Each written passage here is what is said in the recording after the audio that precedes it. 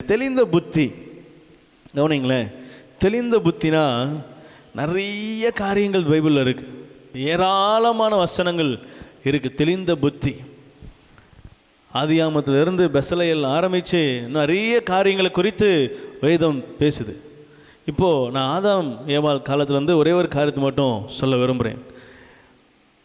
ஆண்டவர் மனிதனை படைத்தார், ஆண்டவருடைய கிரியைகளை எல்லாவற்றையும் ஆளும்படி அவருடைய அதிகாரம் கொடுத்தார். இப்போ நன்மை தீமை அறியத்தக்க மரத்தை வைத்து இதன் கனியை புசி, இதன் கனியை புசிக்காத அப்படின்னு சொல்லிட்டார். இப்போது இவங்க செய்ய வேண்டியது எல்லாம் அந்த கனியை புசிக்காமல் இந்த கனியை புசிக்க வேண்டியது மாத்திரமே.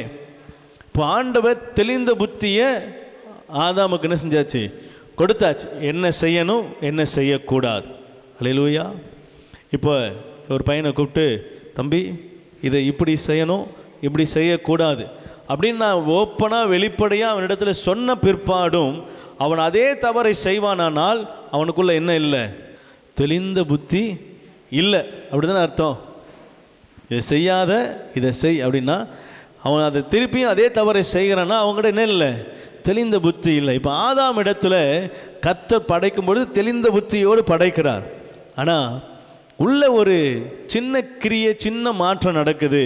நீ சாகவே சாவதில்லை அப்படின்னு ஒரு வார்த்தை அவனுக்கு ஆறுதலாக வந்த உடனே அவன் தெளிந்த புத்தி காணாமல் போகுது.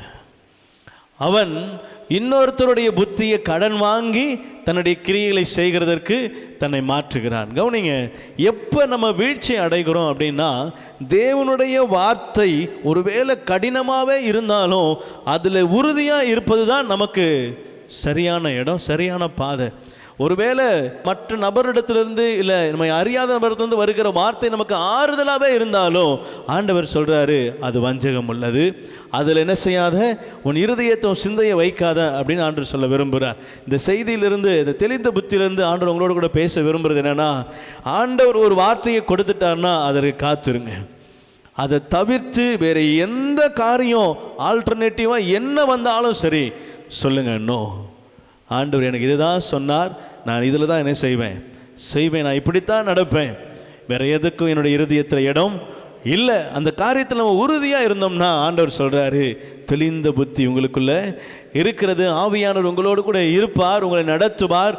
அந்த எவ்வளவு பெரிய கடினமாக இருந்தாலும் அதை மாற்ற அவர் போதுமானவராக கூட இருப்பார். அல்லேலூயா.